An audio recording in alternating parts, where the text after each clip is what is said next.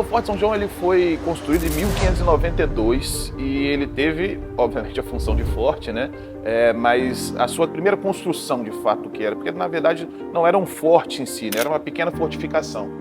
Ela acontece em 1592, diante da invasão do corsário inglês Thomas Cavendish, um dos corsários mais temidos para a época. A cidade de Vitória é colocada assim como a primeira união do povo capixaba, porque toda a cidade, também Vitória e Vila Velha, toda a cidade se movimentou para defender, né, a invasão, um corsário extremamente temido, e aí criaram uma pequena fortificação que era teoricamente na entrada da Baía de Vitória e usando principalmente o Penedo como uma fortificação do outro lado da ilha. Aqui o forte funcionou nesse sentido de fortificação, né, de proteger a ilha por ser um local que está basicamente na entrada, principalmente quando a gente pensa Vitória, obviamente uma ilha para a época, e também uma ilha em que a concepção urbana, a concepção de urbanização, de local onde a cidade de fato acontecia, era reclusa ao que a gente conhece hoje como centro histórico, né? Então a cidade era só ali.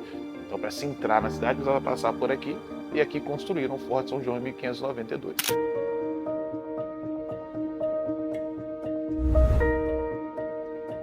Em 1888 ele é desativado, né? E aí no começo do século XX, isso aqui torna-se uma chácara, né? Na verdade, em 1924, a chácara é vendida. E aqui é criado um cassino chamado Cassino Trianon.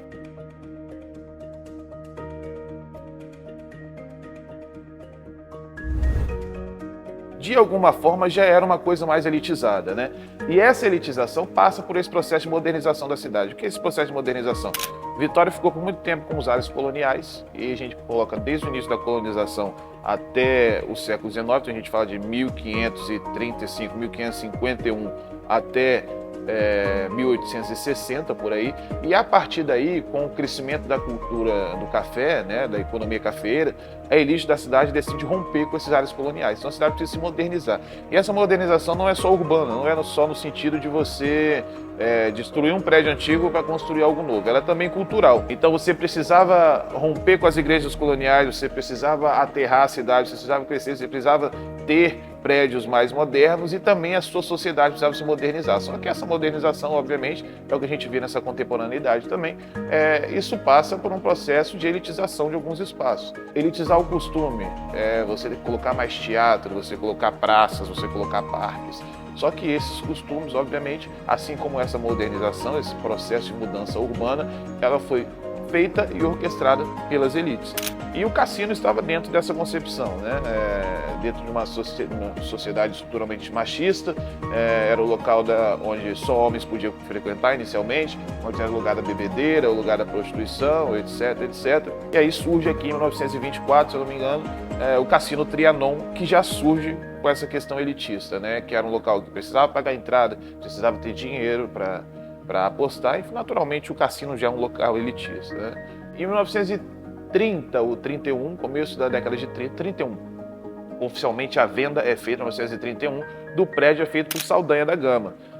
O Saldanha da Gama foi um clube fundado em 1901, ele é fundado meses depois do Álvares Cabral.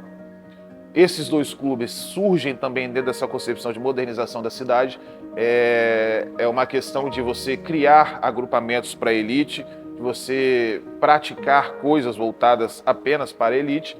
Então, jovens da elite da cidade fundam o Álvares Cabral, e aí meses depois, outros jovens, para duelar com o Álvares Cabral, fundam o Saldanha da Gama. E todos surgem dentro desse contexto elitista, e eles precisavam de uma sede, obviamente. Os clubes eram muito voltados às questões náuticas, né? Principalmente por causa da geografia da cidade. O remo sempre foi um esporte muito praticado aqui, por muito tempo, foi muito mais popular até que o futebol. Então eles compravam o que eles chamam de garagem, né? Ou estaleiros, enfim, para guardarem seus barcos, e aí posteriormente eles fundam sua sede. E a sede social tem muito desse sentido, né? De se cercar, de criar entre aspas, usando um termo que eu acho que nem existe aqui, mas uma camarotização das práticas, principalmente o carnaval. E aí eles precisavam de uma sede em 1930, 30 para 31, ela é comprada em 1930 e oficializada em 1931, o Saldanha da Gama compra aqui como sede social. Fica uma dúvida da imponência do prédio, da grandeza do Saldanha, mas também a gente usa como explicação a influência que esses jovens da elite tinham dentro da política. Isso aqui foi comprado com empréstimo do governo, do próprio governo estadual, né? Então o Saldanha compra isso aqui como sede social e aqui passa a ser também outros locais, mais uns locais de elite da cidade. Então o que funcionava aqui? Bailes de carnaval, o Saldanha tinha o seu próprio bloco, mas um bloco que saía nas ruas, mas que também fazia os seus bailes aqui, e diversas festas voltadas para a concepção de clube. Um exemplo, aqui já teve, por exemplo, uma festa nazista. Antes do governo brasileiro romper com o eixo, né, com declarar guerra ao nazismo, a Alemanha era tida como lares diplomáticos como outro país qualquer. Aqui já existiu festas da primavera, então eram grandes bailes mesmo ofertados. Então era um salão, de fato, vinculado a uma instituição, mas que promovia festas destinadas à elite da cidade, à grande sociedade, a grandes autoridades que vinham para cá, grandes personalidades, além de bailes de carnaval e outras recreações também vinculadas ao Clube Saldanha da Gama. Atendi mesmo uma vez uma cliente de 92 anos e ela falou algo que me surpreendeu muito, que foi assim, ela falou: Bruno, na minha época, eu sou classe média e tal, não tinha TV, não tinha rádio, quem tinha de dinheiro a gente vinha para cá, porque a entrada era por cima, né? O mar batia aqui na época, para ver a classe alta, o pessoal da alta sociedade entrando para entender de roupa, para entender de carro, do meio de transporte que eles chegavam. Então reuniam-se pessoas ali para ver a alta sociedade entrando e depois ir embora. Quando pós-adolescente, eram as domingueiras aqui, que eram maravilhosas. Aí vinha gente de toda a Grande Vitória, classe, como eu falei, classe A, B, C, D, mas nunca tinha problema de briga, nunca tinha problema de nada. As domingueiras eram maravilhosas. E outro, mais uma vez, os carnavais também, que também eram fantásticos, com banda, muito bons. Cara, a decadência do clube é algo curioso, né? Porque, assim,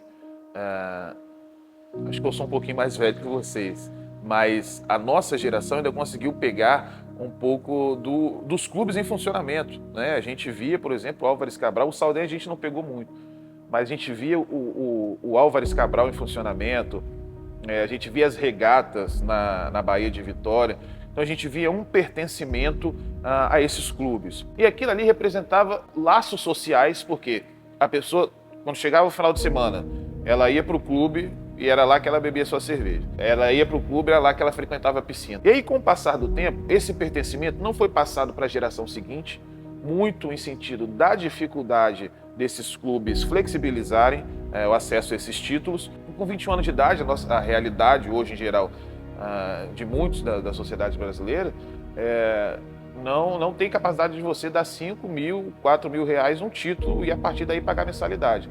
Então as gerações futuras deixaram de ter esse pertencimento com o clube. Isso culminou também com uma mudança no cotidiano das pessoas, que eu não preciso mais ir a um clube para ter acesso a uma piscina. Eu não preciso mais de um clube social para ir a uma quadra. Eu fiquei feliz por ter o governo ter pego e ter colocado a Secretaria de Turismo aqui e com um bom restaurante que tem lá, porque ajuda ao nome de Saldanha ser lembrado. Isso ajuda a memória, é um clube centenário, né? Como eu já falei, o clube tem 123 anos.